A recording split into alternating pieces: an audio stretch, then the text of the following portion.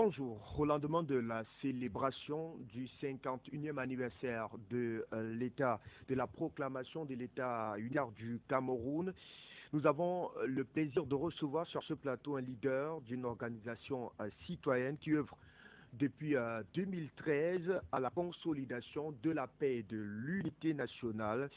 J'ai nommé le mouvement citoyen des franquistes pour l'unité et la paix au Cameroun. Pour en parler avec nous sur ce plateau, Monsieur Moubarak Fundikou, il est secrétaire général adjoint du MCFP, entendez par le mouvement citoyen des franquistes pour la paix et l'unité au Cameroun. Bien le bonjour, Monsieur Moubarak. Bonsoir, Monsieur Fabrice.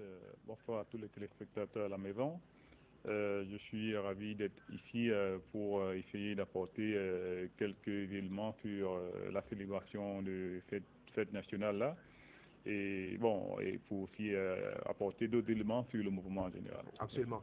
On fera le tour notamment pour essayer de lever un certain nombre de pans de voile sur l'organisation qui existe depuis 2013 et qui a pris part cette année à la parade du défi du 20 mai sur plusieurs sites, notamment au boulevard du 20 mai, mais également dans les zones reculées du Cameroun. Monsieur le secrétaire adjoint, quelles sont les missions véritables d'une nation par de la part d'un mouvement comme notre? Déjà, il faut se dire que c'est un mouvement citoyen et qui célèbre l'unité nationale. Parce que l'unité, la construction de l'unité nationale est au cœur des dynamiques qui ont donné naissance à ce moment. Nous savons que depuis 2013, sensiblement 2014, l'unité de notre pays est quelque part contestée dans certaines de nos régions, notamment dans le nord-est et le sud-ouest. Nous avions aujourd'hui un certain nombre de problèmes qui jaillissent au regard de la situation des minorités dans les métropoles urbaines, les minorités urbaines qui sont, je veux dire, plus ou moins envahies par l'urbanisation dans les grandes métropoles comme Douala et Yaoundé, qui sont exprimées d'une manière à mettre en mal l'unité même qui est le socle de la nation. Donc, en prenant part à une telle cérémonie, nous essayons de nous impliquer davantage à cet appel de la nation qui se veut d'abord une construction unitaire et globale. La Constitution nous rappelle que nous sommes un État unitaire décentralisé. Donc, en tant que mouvement politique qui se répète et qui vise ces vidéos-là, prendre part à la célébration de la fête d'unité nationale et rendre justement en face avec ces objectifs-là. Alors, il faut dire que pour cette célébration, on a vu votre organisation se mobiliser même dans les endroits dits les plus reculés du Cameroun, notamment au sud-ouest, au nord-ouest, dans des zones plus ou moins instables pour des questions de sécurité. Alors, est-ce à dire finalement que le mouvement des franquistes a une véritable assise nationale? Bon, on va se dire que nous avons assisté à la portée du mouvement. L'image que vous voyez là, par exemple, c'est Babissi dans le nord-ouest. C'est quand même le cœur de la crise des régions. Et vous avez vu là des populations qui, malgré le fait qu'ils n'ont pas de grands moyens, ont manifesté quand même cette adhésion-là à la dynamique de la paix et de l'unité nationale, en essayant quand même de défiler devant le FDO de Babissi. Et vous allez voir, bon, naturellement, saluer le FDO avec le respect que doit. Cela montre quand même de la profondeur que le mouvement a pris sur la nationale aujourd'hui. Nous avons eu à défiler à Marois, dans la région de l'extrême nord, nous étions à Garoua. Nous avions été à Babissi dans le nord-ouest, nous étions dans le Nongamantoum, nous étions également à Boya au sud-ouest, qui sont des zones véritablement riveraines. Et nous nous sommes retrouvés à Douala, nous nous sommes retrouvés à Mando, en Angay Boko, à Ndikine Kidamba. Nous étions même à l'Est. Et bon, nous essayons avec ce que nous avons comme contribution citoyenne à faire circuler le message de la paix sur l'ensemble du territoire national. Voilà. Du littoral, on avait effectivement dans ces différents démembrements, bien entendu, voir une forte adhésion de la part des jeunes. Comment est-ce que vous les recrutez, la tenter de rentrer pour essayer de comprendre notamment l'organisation à l'interne? Non, véritablement, il faut dire que la coordination du littoral a un travail exceptionnel. Parce que depuis que Mme a pris cette coordination, il y a un ensemble d'activités qu'on ne va pas appeler la propagande, c'est beaucoup plus des actes de charité. C'est-à-dire qu'on va organiser peut-être une cérémonie pour assister les enfants qui sont issus des couches défavorables, des enfants de la rue et des populations qui sont sur certains lits d'hôpitaux. Cette proximité qu'on essaie de créer avec la population facilite l'attrait du mouvement. C'est-à-dire que les gens ont tendance à croire qu'on peut faire désormais la politique au Cameroun avec tout le monde. On est engagé dans une dynamique inclusive, dans une approche participative où on essaye d'affilier l'ensemble des populations, des sensibilités à la démarche. Voilà. À presque 10 ans ou 9 ans après sa mise en place, on peut dire aujourd'hui que ce projet est en train d'atteindre véritablement son processus de maturation. Bon, si on se fait souvent au propos que le président exécutif et fondateur, M. Mohamed Raïm, a souvent dit, on peut quand même se dire qu'on a atteint déjà quelques objectifs. Déjà, d'abord, porter ce projet qui est au départ l'idée d'une école, l'internaliser et puis le nationaliser et l'internationaliser tel que cela. Vous voyez quand même les gens défiler au fin Koutaba, défiler à Malantone, à Babessi dans le nord-ouest et à Maroua. Et que la diaspora également, qui était à un moment taxé d'être le ventre mou du Cameroun, s'est aujourd'hui mobilisé autour d'un seul projet.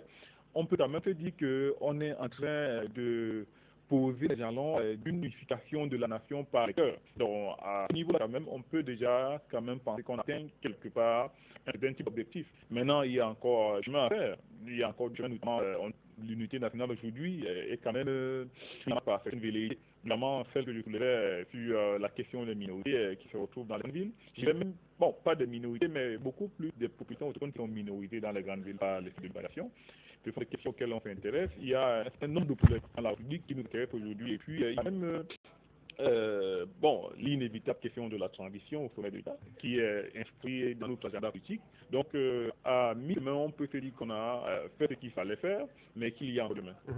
Revenons donc effectivement pour essayer d'apprécier cette organisation et ce que vous faites, mais avant, est-ce qu'on peut davantage apprécier, ou du moins se préciser pour nos spectateurs, qui est, ou alors véritablement, qui est le MCFD, le mouvement citoyen pour les défense pour la paix et l'unité au Cameroun, parce qu'on a l'impression que c'est un mouvement qui est plus ou moins fractionné aujourd'hui, qui a plusieurs entités, en tout cas qui se revendique être véritablement de ce mouvement. Oh, ok. Il faut quand même se rappeler de ce que le professeur Mengele a fait dans son article vraiment. Il a quand même essayé, dans cet article, je pense, intitulé Mobilisation sociale et construction d'une vocation politique au Cameroun, il y a des mouvements franquistes à partir de 2020. Il a essayé de refaire la sociogénèse du mouvement. Et il a justement postulé qu'à partir de 2013, M. Mohamed Aïnoul animait déjà une page Facebook autour de M. Mabia et qui diffusait dans cette page Facebook-là les vidéos qui étaient concernées par la recherche de la paix, la construction ou alors la consolidation de l'unité nationale, le respect des institutions, tout ce que les gens peuvent se dire comme des vidéos franquistes. Donc on peut, sur la base de cette connaissance-là que le vice-doyen de l'université a fait, situer la genèse du mouvement à partir de 2013. Maintenant, il y a un ensemble de choses qui a pu se mettre en chemin parce que le mouvement lui est né en 2013, l'idée grandit, et en 2020, il va avoir une tendance à se réaliser et surtout à se nationaliser et même internationaliser. Bon, il va attirer beaucoup de personnes et les logiques ne seront pas les mêmes. C'est ce qui peut commencer à expliquer le fractionnement dont tu fais allusion. C'est-à-dire que quand les gens viennent, ils entendent franquisme et puis ils font une allusion au grand champion en billard. Donc, il se dit qu'il y a des sacs blancs qu'on distribue. Et donc, par conséquent, lorsqu'ils viennent et qu'ils ne trouvent pas ces sacs blancs-là, généralement, c'est qu'ils pensent en seul, ou alors on est en train de mal gérer le mouvement. C'est-à-dire qu'on ne le gère pas suffisamment bien pour qu'il produise les ressources qu'il devrait produire. Bon, ce sont ça les premières logiques, peut-être parfois des logiques des postes. Et donc, du coup, ces personnes qui sont arrivées et qui se sont rendues compte que c'était plutôt une élimination du bas, c'était plutôt eux qui essayaient de se mettre ensemble, construire un projet politique. Elles se sont retirées pour aller dans une où elles peuvent atteindre facilement leurs objectifs qui, moi je dis, sont des dynamiques beaucoup plus nombrilistes et peut-être même arrivistes. Donc ces personnes ont essayé donc de construire entre nous des mouvements qui portent nos noms. Et vous allez vous rendre compte que toutes ces personnes qui se disent aujourd'hui promoteurs des mouvements franquistes ont été des personnes qui ont quand même au préalable reçu la nomination de M. Raïm. Le promoteur du MPPU a été le premier coordonnateur que M. Raïm a nommé. Je ne vais pas citer le nom pour éviter. Le coordonnateur du moment, celui qui en jeu, est une coordonnatrice que M. Raïm également a nommée. Il y a une vidéo où elle parle même de cette nomination, laquelle a créé en grande pompe. Ce sont aujourd'hui des forces d'autres mouvements. Bon, nous enorgueillissons de voir que, bon, ceux qui étaient là avec nous... Est-ce que la force ne dilue pas véritablement votre action? Le problème, c'est au niveau de confusion. Parce que ça fait quand même, auprès de la population, une forme de confusion. On ne sait pas l'état mouvement, on ne sait pas quel est le mouvement idéologique. Ce que les gens voient aujourd'hui, beaucoup, c'est des images, et puis on ne sait pas exactement quel est le mouvement franquiste de départ. Mais je peux donc dire aujourd'hui, et j'ai le temps de dire ça aux téléspectateurs, le MCFP C'est donc ce mouvement qui est né en 2013, dont le fondateur est M. Mohamed Raïm, et qui a pour mission de se battre pour la consolidation de la Cameroun, pour la consolidation de Là, on est dans la vision véritable de ce mouvement. Oui. Donc, je reverrai donc pour dire qu'on est là pour la consolidation de la paix. Parce que on ne peut pas ignorer tout ce qui s'est fait depuis 2014 dans les régions anglophones, comme je venais déjà de le dire. Et aussi, on ne peut pas ignorer tout ce qui était fait par la secte Boko Haram dans le septentrion. On ne peut pas effacer les clivages ethniques post-électoraux de 2018 et puis la question que certains de nos intellectuels ont soulevé sur les fait des questions de l'éducation au Cameroun. Donc, le mouvement est né autour de ces questions-là. Maintenant, au-delà de cela, il y a quand même que le mouvement est un mouvement citoyen. Donc, pour nous, les institutions sont des éléments.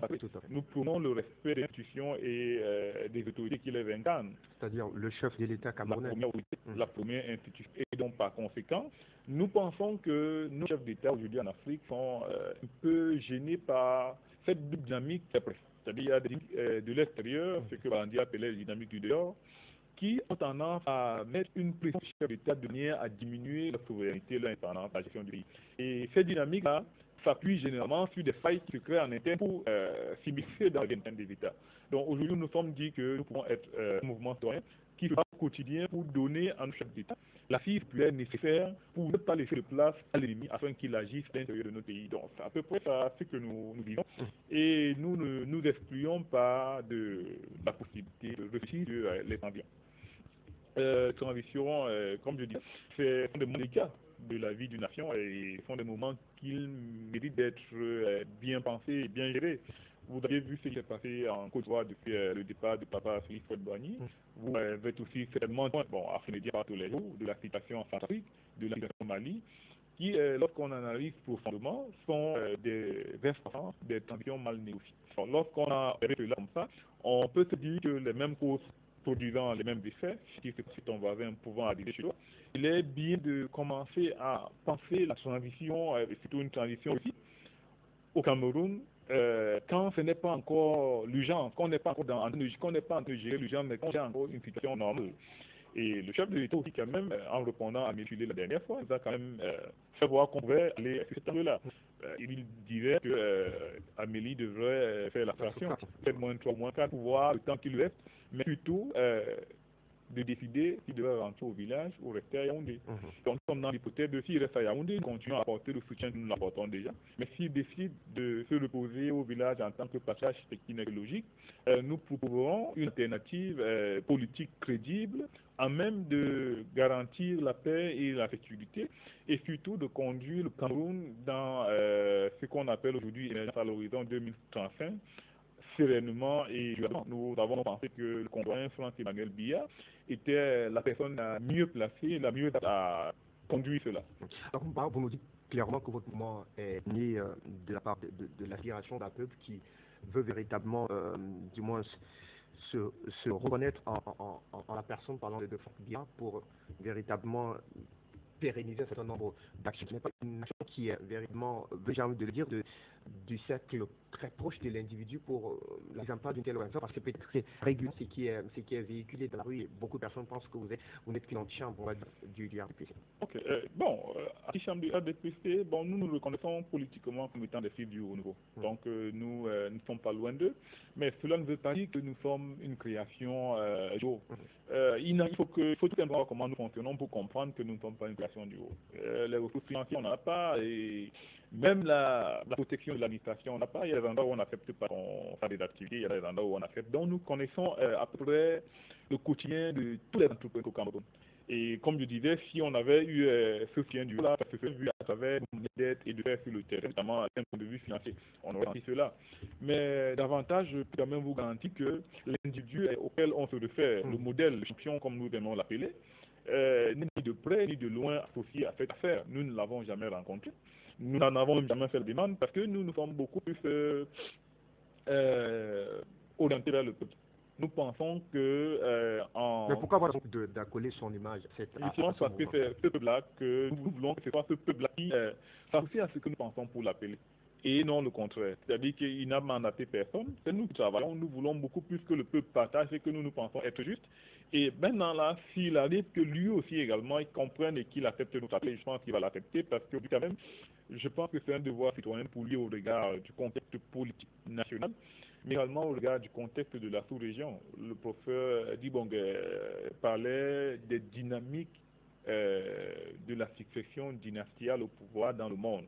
C'est-à-dire pas seulement en Afrique centrale, mais dans le monde, nous avons vu les Bush aux États-Unis, nous avons vu quelques successions en Argentine, au Japon, et aussi ce qui se passe à côté de nous au Gabon, et puis au Togo, et bon, là maintenant, là aussi au Tchad.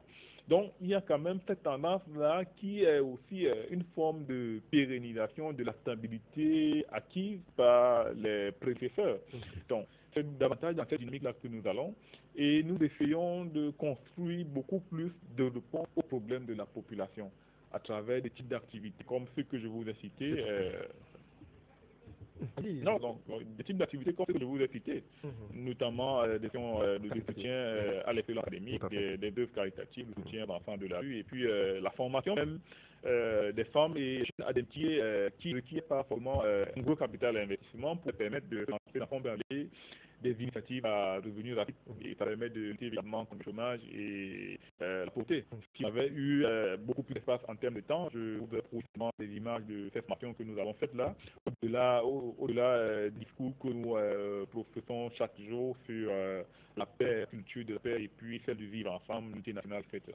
S'il fallait donc qu'on retienne véritablement quelque chose sur le mouvement citoyen des franquistes pour la paix et l'unité au Cameroun, il faille dire qu'il est donc né en 2013 et qu'il connaît comme toutes les autres formations politiques les réalités du terrain et donc n'est pas une émanation du haut mais plutôt une émanation du peuple camerounais qui voudrait consolider un certain nombre d'acquis, notamment les acquis d'unité mais surtout de paix au Cameroun au regard du contexte qui prévaut.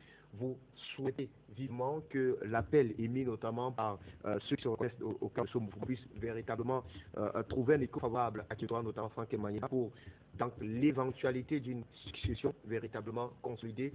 Cette fois-là encore, l'orientation politique mise en place par le gouvernement, par le Paul Biya, en vue de l'émergence du Cameroun à l'horizon 2035. Toutes les autres organisations qui tournent autour ne sont que on va dire des copies des copies du mouvement originel qui est le vôtre et qui a pris corps en 2013. Oui, je peux quand même dire que vous aviez fait un excellent résumé.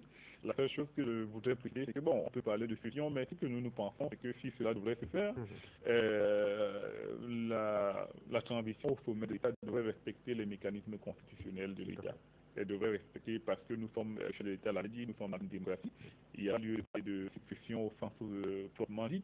S'il arrive que le concitoyen Franck Emmanuel Biya soit celui-là qui soit appelé à prendre les rênes du pays après le chef de l'État, il devrait le prendre non pas parce qu'il est le successeur, mais il devrait le prendre parce qu'il est un Camerounais comme tous les autres Camerounais, c'est-à-dire que la Constitution lui donne le mandat, le droit et la Constitution qui encadre les conditions d'éligibilité à la fonction présidentielle lui donne ce droit-là. On ne lui discrimine pas en fonction de sa condition de naissance ou alors de sa filiation. Donc, tant que notre Constitution nous permet cela, nous pensons qu'il devrait le prendre dans le mécanisme constitutionnel là. Exactement.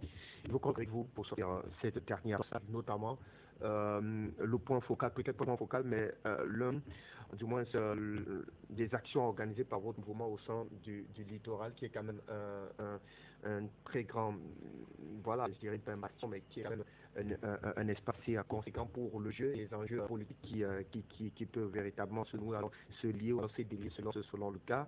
On remarque quand même pour cette région-là, cette coordination régionale du littoral, un certain dynamisme qui est mis en place, notamment avec les activités de formation dont vous avez fait mention tout à l'heure, la formation au quotidien des nombreux citoyens, bref, l'encadrement plus récent de la jeunesse camerounaise pour permettre véritablement de pouvoir rentrer dans la dynamique d'intégration socio-professionnelle à tous les niveaux.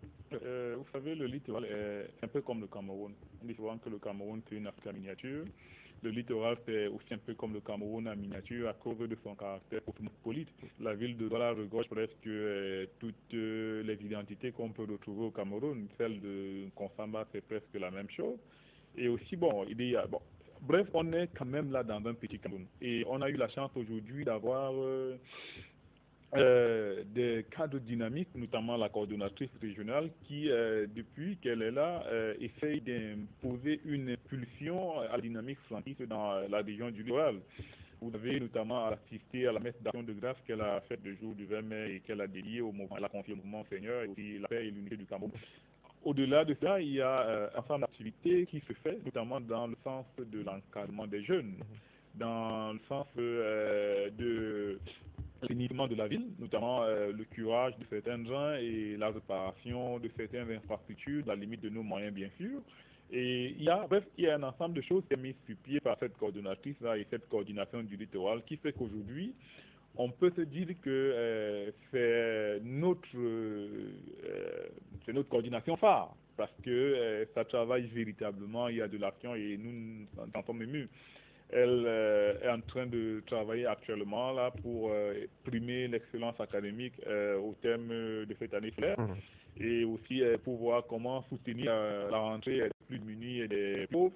Donc nous sommes dans une dynamique sociale et surtout dans une dynamique de construction globale, d'une nation unie dans sa diversité. Voilà.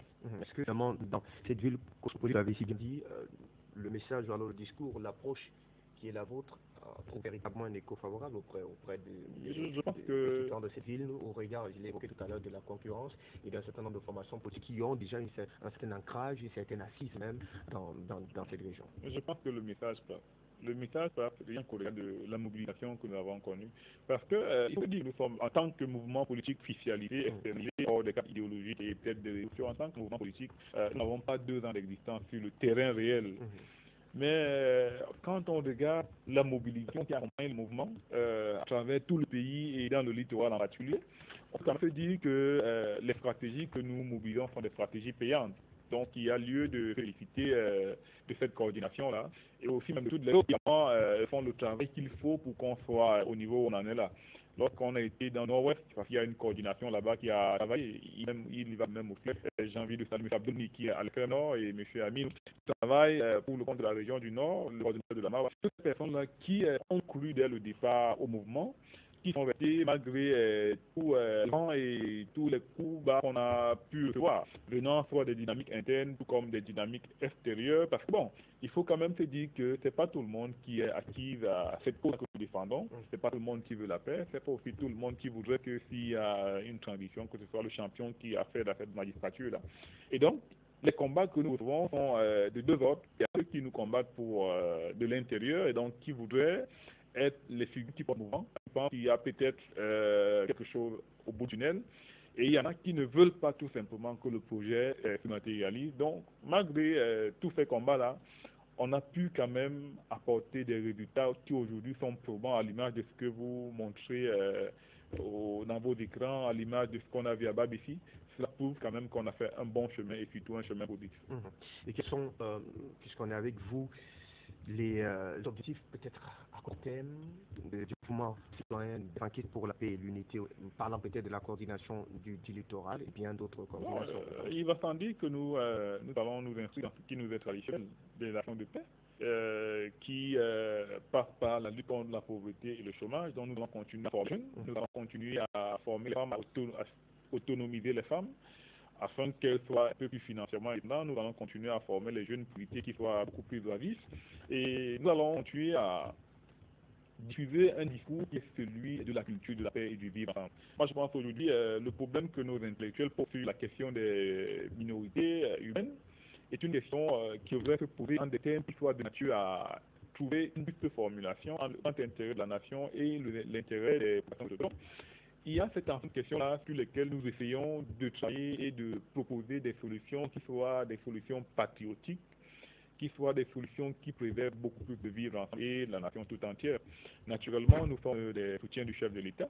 Nous allons continuer à soutenir le mandat que le peuple camerounais a accordé en 2018. Et s'il veut bien nous faire la grâce de continuer à nous diriger, nous continuerons également à le soutenir dans toute sa sagesse et toute sa splendeur, en se disant que nous avons déjà quand même une alternative qui nous semble crédible au regard de sa connaissance même de la question du pouvoir, au regard de la connaissance des grands dossiers de l'État, et surtout au regard de sa discrétion et son efficacité dans le monde des affaires. Nous comptons quand même qu'au regard de ces préalables-là, il peut, Cameroun sera au carrefour. Voilà. La question de créer dans une dynamique panafricaniste, c'est-à-dire en mettant en place cette volonté qui voudrait véritablement qu'un mouvement comme le vôtre puisse véritablement, entre guillemets, particulièrement protéger les chefs de l'État camerounais et les institutions d'ailleurs de ce véritable complot international qui vise notamment une dynamique de déstabilisation de nos États aujourd'hui. Est-ce que le mouvement citoyen des franquistes pour la pénité se présente comme étant l'État paravent contre toute dynamique de déstabilisation aujourd'hui? Je pense que c'est d'abord le principal objectif. Qui dit la paix, qui dit l'unité, qui dit vivre ensemble, se met contre toutes les dynamiques destructrices de la paix, contre toutes les dynamiques destructrices de la nation. Nous sommes le bouclier même, nous voulons être le bouclier de la nation contre les ennemis de la paix, contre les ennemis du vivre ensemble. Nous nous positionnons comme une offre politique qui pense le Cameroun dans sa globalité. Et c'est la raison pour laquelle vous verrez que le mouvement a défilé sur presque l'ensemble du territoire national.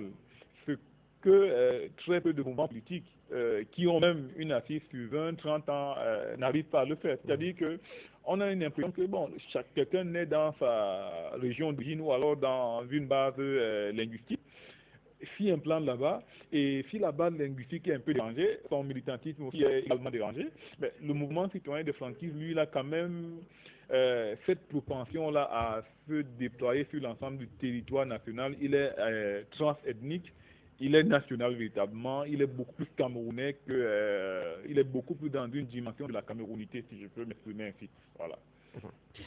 Allez, merci infiniment à vous, M. Moubarak Foun Djikou, secrétaire adjoint du mouvement citoyen des franquistes pour la paix et l'unité du côté du Cameroun. On va certainement le mot de fin pour sortir effectivement de cet échange avec vous.